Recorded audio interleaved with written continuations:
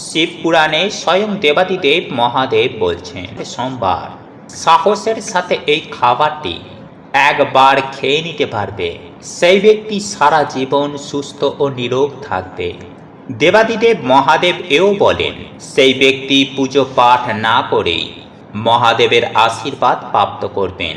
স্বয়ং মহাদেব সকল বিপদ আপদ থেকে সেই ব্যক্তিকে রক্ষা করবেন।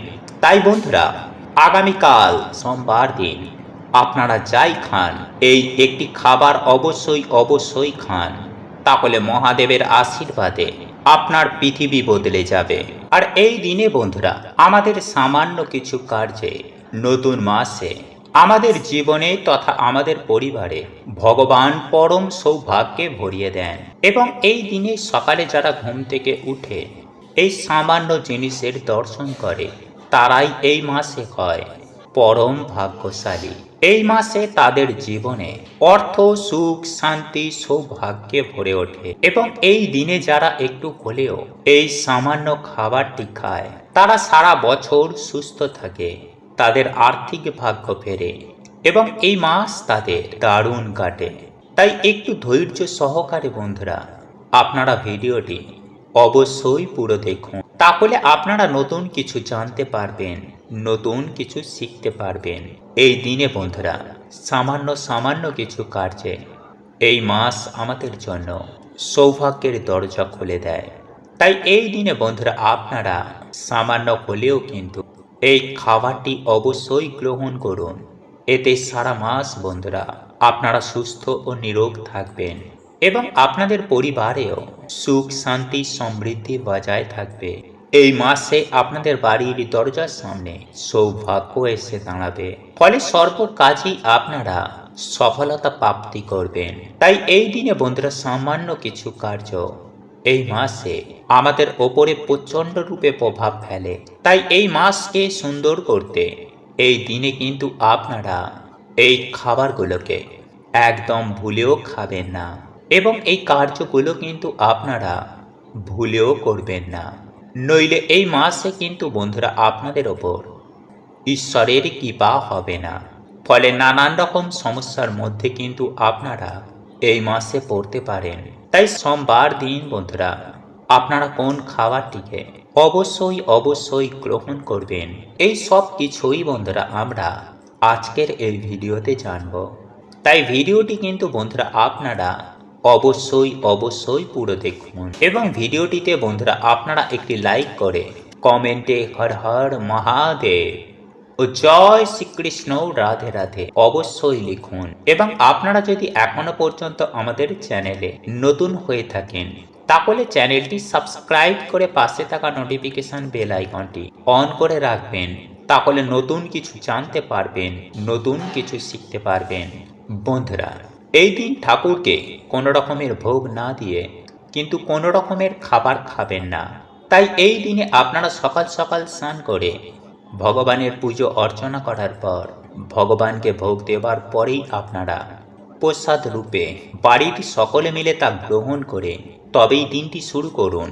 বন্ধুরা, প্রতি সোমবার দেবাদিদেব মহাদেবের একনিষ্ঠ ভক্তরা ওনার কিন্তু পুজো আরাধনা করেন, কারণ এই মাসেই আপনারা যদি মনে প্রাণে দেবাদিদেব মহাদেবকে ডাকতে পারেন, তাহলে আপনাদের জীবন থেকে সমস্ত রকমের দুঃখ, জ্বালা, যন্ত্রণা উনি কিন্তু স্বয়ং হরণ করে নেবেন। তাই আমি আশা করব যে আজকে আমার বলা এই ভিডিওটি দেখে আপনারা যথেষ্ট উপকৃত এবং সমৃদ্ধ হবেন। এবং তা যদি হন, তাহলে ভিডিওটিতে একটি লাইক করবেন এবং দেবাদিদেব মহাদেবের বিশেষ কৃপা দৃষ্টি লাভ করতে ওম নমঃ শিবায় হর হর মহাদেব লিখে কমেন্ট অবশ্যই করবেন।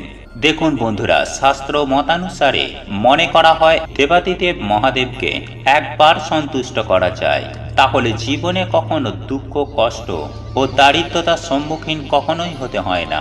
এই দেবাদিদেব মহাদেবের অপর একটি নাম হলো আশুতোষ, কারণ উনি অল্পতেই সন্তুষ্ট, আবার একটি বেলপাতাতেই তুষ্ট। তাই শিব পুরাণে উল্লেখ রয়েছে, স্বয়ং দেবাদিদেব মহাদেব সনত কুমার দেখে জানিয়েছিলেন, শিবের ডান নেত্রকে বলা হয় সূর্য, বাম নেত্রকে বলা হয় চন্দ্র, এবং তৃতীয় যে নেত্রটি রয়েছে সেটিকে বলা হয় অগ্নি। বন্ধুরা, জ্যোতিষশাস্ত্র অনুযায়ী চন্দ্রের রাশি হলো কর্কট এবং সূর্যের রাশি হলো সিংহ। যখন সূর্য কর্কট থেকে সিংহ রাশির দিকে যাত্রা করে তখন দ্রুতি সংক্রান্তির সময়কাল অত্যন্ত পূর্ণ ফলদায়ী। প্রতিটি সোমবার এজন্যই গুরুত্বপূর্ণ, কারণ সোমবারটিকে বলা হয় চন্দ্রের দিন। চন্দ্রমা অর্থাৎ যার অপর নাম সোম, এবং এই চন্দ্রের প্রভাবে আমাদের মন ও মস্তিষ্ক এবং শরীর অত্যন্ত প্রভাবিত হয়, নিয়ন্ত্রণে থাকে। এবং কোনো ব্যক্তি যদি নিজের মনকে ও শরীরকে নিজের নিয়ন্ত্রণে রাখতে পারেন বা রাখতে সক্ষম হন, তাহলে সেই রকম ব্যক্তিরা কিন্তু জীবনে সব কিছু অর্জন করতে পারে। বন্ধুরা, আপনারা প্রত্যেকেই জানি যে বিল্বপত্র হল শিব পূজার একটি অপরিহার্য উপকরণ, কিন্তু শাস্ত্র, ধর্ম তথা পরম্পরা অনুযায়ী কেবলমাত্র বিল্বপত্রই নয়, আরও 5টি বিশেষ পাতা রয়েছে যা দিয়ে বাবা ভোলা শঙ্করের পুজো আরাধনা করলে উনি কিন্তু অত্যন্ত সন্তুষ্ট হন। সেক্ষেত্রে আপনারা যদি মনে প্রাণে মহাদেবকে সন্তুষ্ট করতে পারেন, তাহলে কিন্তু আপনাদের জীবনে থাকা সমস্ত প্রকার মনস্কামনা, মনের অভিলাষা সমস্ত কিছুই খুব সহজেই কিন্তু পূরণ হয়ে যাবে। হ্যাঁ বন্ধুরা, আপনারা জীবনে যা চাইবেন সেটাই কিন্তু পাবেন। তাই চলুন বন্ধুরা, জেনে নেওয়া যাক যে কোন সেই বিশেষ 5টি পাতা যেগুলি দিয়ে আপনারা যদি প্রত্যেকটি সোমবার দেবাদিদেব মহাদেবের অভিষেক ঘটাতে পারেন বা মহাদেবের মাথায় অর্পণ করতে পারেন, তাহলে অবশ্যই কিন্তু আপনারা জীবনে অখণ্ড সৌভাগ্য লাভ করবেন। বন্ধুরা, আমি সবার প্রথমেই যে পাতাটির কথা বলবো তা হলো বট পাতা। হ্যাঁ বন্ধুরা, সামুদ্রিক শাস্ত্র তথা হিন্দু শাস্ত্র অনুযায়ী এই বট বৃক্ষকে অমরত্বের প্রতীক হিসাবে মনে করা হয়, কারণ বটের প্রতীকের সাথে পুনর্জন্মকে সংশ্লিষ্ট করা হয়, তথা যে কোনো পবিত্র কাজেও কিন্তু এই বট গাছের তলায় সম্পূর্ণ করার অনুমতি প্রদান করে হিন্দু শাস্ত্র। এছাড়াও চন্দ্রশেখর আশুতোষ শিবের অধিষ্ঠান এই বটবৃক্ষের তলায়।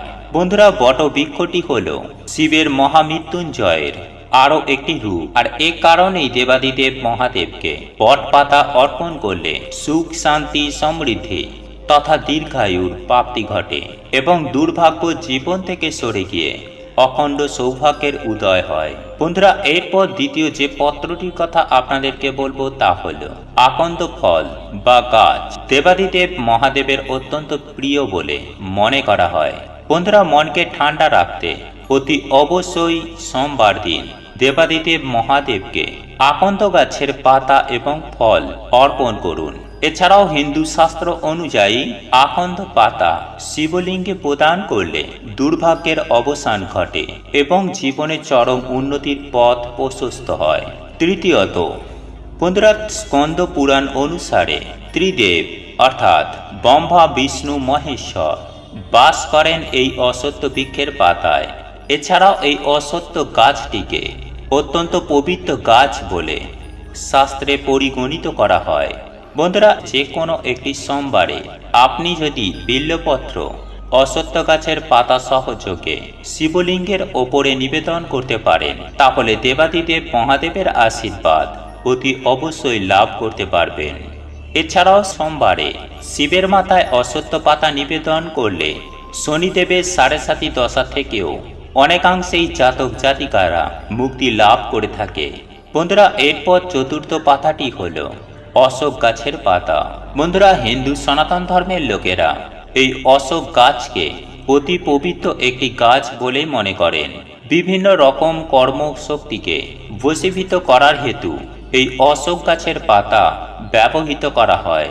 বন্ধুরা, স্কন্দ পুরাণ অনুযায়ী যদি শিবলিঙ্গের ওপর যদি অশোক গাছের পাতা নিবেদন করা হয়, তাহলে অতুল ঐশ্বর্য ও অখণ্ড সৌভাগ্যের প্রাপ্তি ঘটে। বন্ধুরা, সর্বশেষ বা পঞ্চম যে বিশেষ পাতাটির কথা বলবো তা হলো আম্লপত্র। হ্যাঁ বন্ধুরা, ভারতীয় সনাতন শাস্ত্র মতে এই আম গাছের পাতা অতি পবিত্র একটি পত্র বলে অভিহিত করা হয়েছে, কারণ আপনারা প্রত্যেকেই জানি যে পূর্ণ ঘটের ওপর আম পাতা না দিলে কখনোই সেই পুজো সম্পূর্ণ হয় না। শিবলিঙ্গের ওপরে যদি পারেন অতি অবশ্যই অম্লপত্র দেওয়া উচিত, তাহলে দেখবেন আপনার দুর্ভাগ্য নিমেষেই পরিবর্তন হবে সৌভাগ্যে, তথা জীবনে কখনো সুখ শান্তি সমৃদ্ধির কমতি হবে না। যাই হোক বন্ধুরা, এরপর আমরা জেনে নেব যে আপনারা কিভাবে শিবলিঙ্গের ওপর এই পাতাগুলিকে অর্পণ করবেন, কোন কোন নিয়মে সেই সম্পর্কে। দেখুন বন্ধুরা, যে কোনো সোমবার দিন যদি পারেন অতি অবশ্যই যদি অর্পণ করেন, তাহলে আপনারা যা চাইবেন তাই পাবেন। হ্যাঁ বন্ধুরা, তাই আপনারা এই যে কোনো সোমবার সকাল সকাল ঘুম থেকে উঠবেন, স্নান করে শুদ্ধ বস্ত্র পরিধান করবেন, তবে চেষ্টা করবেন সাদা বস্ত্র পরিধান করার, এবং নিজের মনে যেন কোনরূপ কুবিচার বা খারাপ চিন্তা ভাবনা আনবেন না এই দিন। বন্ধুরা, পুজো করার সময়ে এই দিন আপনারা নিজের মনকে সবসময় পবিত্র রাখবেন, ঈশ্বরের প্রতি নিজের মনকে বিলীন রাখবেন। হ্যাঁ বন্ধুরা, মহিলাদের ক্ষেত্রে লাল পাড় সাদা শাড়ি এবং পুরুষদের ক্ষেত্রে যে কোনো সাদা বস্ত্র ধারণ করে আপনারা কিন্তু দেবাদিদেব মহাদেবের পুজো আরাধনা করবেন। আবার নিজের ঘরে বসেও এই উপায় বা ক্রিয়াটি করতে পারেন। তবে যারা ঘরে বসে এই উপায় বা ক্রিয়াটি করতে চান বা এই বিশেষ পাতাগুলি শিবলিঙ্গে অর্পণ করতে চান, তাহলে সেক্ষেত্রে আপনাদেরকে বিশেষ কিছু নিয়ম মেনে চলতে হবে। প্রথমত, আপনাদের অবশ্যই ছোট্ট একটি শিবলিঙ্গ বা শিবের মূর্তি আপনার ঠাকুর ঘরে থাকা অতি অবশ্যই থাকা প্রয়োজন, এবং আপনার ঠাকুর ঘরের উত্তর পূর্ব দিকে এটি কিন্তু আপনাদেরকে রেখে শিবের পুজো আরাধনা করতে হবে। বন্ধুরা, এই উত্তর পূর্ব দিকটি শাস্ত্রের মধ্যে অত্যন্ত পবিত্র এবং কল্যাণকারী একটি দিক বলেই শাস্ত্রে পরিগণিত করা হয়, এবং এই দিকটিকে আপনারা কিন্তু দেবাদিদেব মহাদেবকে শিবের দিক বলেও চিহ্নিত করা হয়েছে। যাই হোক বন্ধুরা, এরপর আমি আপনাদেরকে এটাও জানিয়ে দেব যে আপনারা কিন্তু সোমবার দিন কিন্তু কোনরূপ আমিষ আহার গ্রহণ করবেন না, এমনকি আমিষ খাবার আপনার বাড়ির মধ্যে রান্না পর্যন্ত করবেন না। তাই আপনারা অতি অবশ্যই চেষ্টা করবেন নিরামিষ আহার গ্রহণ করার, নইলে পুজো করার কোনো ফল পাবেন না। দেখুন বন্ধুরা, নিজের গৃহে বসেই শিব পুজো আরাধনা করার জন্য বিশেষ কিছু সামগ্রিকের প্রয়োজন পড়বে, এবং সেই উপকরণগুলি আপনারা একটি তামা বা পেতলের পাত্রতে সংগ্রহ করে নেবেন, এবং উপাদানগুলি হল চন্দন, ফুল, বেলপাতা, ধূপ, প্রদীপ এবং নৈবেদ্য। এই পঞ্চপ্রচার পূজার ক্ষেত্রে এই উপাদানগুলি কিন্তু অবশ্যই প্রয়োজন। বন্ধুরা, এই শিব পূজার নৈবেদ্য করার জন্য সব থেকে গুরুত্বপূর্ণ যে জিনিসটি হলো তা হলো দুধ এবং পঞ্চশস্য। অল্প করে হলেও শিবের মাথায় কাঁচা দুধ অর্পণ করুন, এবং পঞ্চশস্যের মধ্যে চাল, যব, গম, তিল এবং মুগ ডাল অর্পণ করুন। এইভাবে ধূপ ও প্রদীপ দেখিয়ে আপনারা দেবাদিদেব মহাদেবের পুজো আরাধনা করবেন, এবং সেই সঙ্গে বিল্বপত্র তো আপনাদের অবশ্যই দিতে হবে। এর সাথে সাথে আমি যে প্রথমে 5টি পাতার কথা বললাম, সেই পাতাগুলো কিন্তু আপনারা দেবাদিদেব মহাদেবকে অর্পণ করতে পারেন। এতেও কিন্তু আপনারা অখণ্ড সৌভাগ্যের অধিকারী হবেন। এই দিন বাবার মাথায় জল ঢালা না পর্যন্ত আপনারা কিছু খাবেন না। দ্বিতীয়ত বন্ধুরা, এই দিনে আপনারা সকালে ঘুম থেকে উঠেই স্নান করে আসার পর সূর্য নারায়ণ দেবকে কিন্তু জল অবশ্যই অর্পণ করুন। নাম্বার 3, এই দিনে আপনারা কোনো রকমের বাড়ির মধ্যে আমিষ রান্না করবেন না, এবং এই দিনে আপনারা যদি খাবারে কালো তিল মিশিয়ে খেতে পারেন তাহলে সেটা খুবই ভালো। নাম্বার 4, বন্ধুরা, এই দিনে আপনারা কারোর সাথে কোনো রকমের ঝগড়া ঝামেলা অশান্তি করবেন না, কারণ মনে এই দিনে আপনারা কোনো রকমের দুঃখ দেবেন না। নাম্বার 5, বন্ধুরা, এই দিনে যদি আপনাদের বাড়িতে কোনো গরিব দুঃখী অসহায় কোনো ব্যক্তি আসে বা কোনো ভিখারি আসে, তাহলে ভুলেও বন্ধুরা তাদেরকে কিন্তু বাড়ি থেকে খালি হাতে ফেরাবেন না, কারণ বন্ধুরা মনে করা হয় যে এই দিনে কিছু দান করলে মানুষের বহু গুণ দুর্ভাগ্যের পাপের নাশ হয়ে যায়। তাই অবশ্যই বন্ধুরা আপনারা কিন্তু আপনাদের সাধ্য ও সামর্থ্য অনুযায়ী এই দিন কাউকে দান করুন। নাম্বার 6, বন্ধুরা এই দিনে আপনারা যতটা পারবেন পরিষ্কার পরিচ্ছন্ন থাকার চেষ্টা করুন। নোংরা জামা কাপড় এই দিনে কিন্তু ভুলেও পরবেন না। এই দিনে আপনারা কান্নাকাটি করবেন না, বাড়িতে অযথায় শোক পালন করবেন না। সকলের সাথে এই দিন ভালো ব্যবহার করুন এবং উৎসব রূপে এই দিনকে আপনারা পালন করুন। নাম্বার 7, বন্ধুরা এই দিনে বিশেষ করে মহিলারা আপনারা ভুলেও মাথায় সাবান শ্যাম্পু দেবেন না। গাছ, নখ, চুল, দাড়ি এই দিনে আপনারা কিন্তু বাড়ির মধ্যে কাটবেন না। এই দিনে কোনো রকমের অশ্লীল কাজ আপনারা ভুলেও করবেন না। যতটা পারবেন এই দিনে আপনারা ভগবান শিবের নাম জপ করুন, পুণ্য অর্জনের কাজ করুন। নাম্বার 8, বন্ধুরা এই দিনে আপনারা ধুতরা ফুল, ধুতরা ফল, আকন্দ ফুল, কলকে ফুল, নীলকণ্ঠ ফুল বা অপরাজিতা ফুল কোথাও দেখতে পান তাহলে তৎক্ষণাৎ একটি ফুল আপনারা তুলে নিন এবং এই ফুল আপনি আপনার বাড়িতে এনে দেবাদিদেব মহাদেবের চরণে নিবেদন করে আপনারা আপনাদের মনোবাসনা মনস্কামনা জানান। তাহলে দেখবেন দেবাদিদেব মহাদেবের আশীর্বাদে রাতারাতি আপনাদের মনস্কামনা পূর্ণ হয়ে যাবে। এইবার আমি আপনাদেরকে জানিয়ে দেব যে স্বাস্থ্যের বিধিবিধান অনুসারে যে খাবারগুলি খাওয়া মোটেও উচিত নয়। বন্ধুরা আমি সবার প্রথমেই যে খাবারটির কথা বলবো তা হলো কাঁচা দুধ। হ্যাঁ বন্ধুরা, কাঁচা দুধে অত্যন্ত পরিমাণে ব্যাকটেরিয়া খুব দ্রুততার সঙ্গে বৃদ্ধি পায়। আমাদের হিন্দু শাস্ত্র বলছে প্রচুর পরিমাণে ব্যাকটেরিয়া দুধের মধ্যেই তৈরি হয় বলে সেহেতু দেবাদিদেব মহাদেবের মাথায় এই কাঁচা দুধ নিবেদন করা হয়। বন্ধুরা এই দুধ দেবাদিদেব মহাদেবের অত্যন্ত প্রিয় হলেও মানুষের শরীরের জন্য কাঁচা দুধ সেবন করা একদমই ভালো নয়।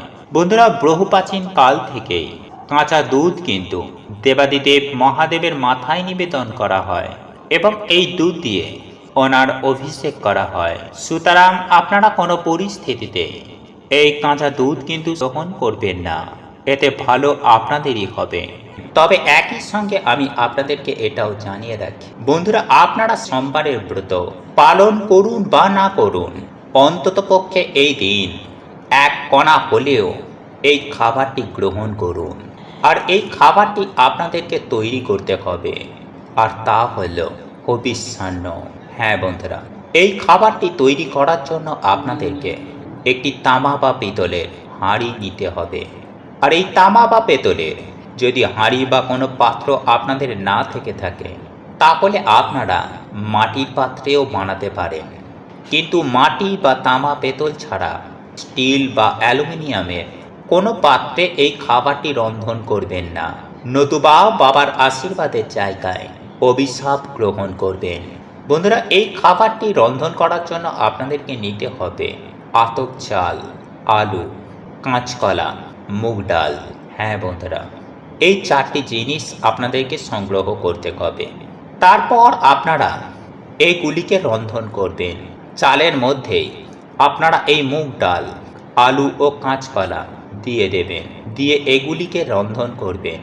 আলু ও কাঁচকলা সেদ্ধ হয়ে গেলে এগুলিকে আলাদাভাবে মেখেও আপনারা খাদ্য হিসাবে গ্রহণ করতে পারেন। তবে যে বিষয়টি আপনাদেরকে অতি অবশ্যই মাথায় রাখতে হবে তা হলো এই হবিষ্যান্ন তৈরি করার জন্য আপনারা সরষের তেলের ব্যবহার করতে পারবেন না। হ্যাঁ বন্ধুরা, আপনারা কোনো রকমের কোনো তেল ব্যবহার করতে পারবেন না। তেলের পরিবর্তে আপনারা ঘিয়ের ব্যবহার করবেন। সেই সঙ্গে এই খাবার রন্ধন করার জন্য কোনো রকমের সামুদ্রিক লবণ বা বিট লবণ আপনারা ব্যবহার করতে পারবেন না। এই সব লবণের পরিবর্তে আপনাদেরকে সৈন্ধব লবণ ব্যবহার করতে হবে। যাই হোক বন্ধুরা, এইবার আমি আপনাদেরকে জানিয়ে রাখি যে এই খাবারটি আপনারা তখনই খাবেন যখন বাবার মাথায় জল ঢালা হয়ে যাবে এবং এই খাবারটি তৈরি করবেন সন্ধ্যার পরে, অর্থাৎ বাড়িতে সন্ধ্যা আরতি দেওয়ার পর, সন্ধ্যা দেখানোর পর তারপর এই হবিষ্যান্ন তৈরি করবেন এবং এই খাবারটি খাদ্য হিসাবে গ্রহণ করবেন। তাহলে দেখবেন দেবাদিদেব মহাদেবের আশীর্বাদে ও বাবার কৃপায় আপনারা সারা বছর সুস্থ ও নিরোগ থাকবেন। ঠিক তেমনই আপনার জীবনে তথা আপনার সংসারে হু হু করে অর্থ আসবে দেবাদিদেব মহাদেবের আশীর্বাদে। ওম নমঃ শিবায়। হর হর মহাদেব। প্রভু আপনাদের সকলের মঙ্গল করুক। আপনারা সকলে সুস্থ থাকবেন, ভালো থাকবেন। নমস্কার, ধন্যবাদ।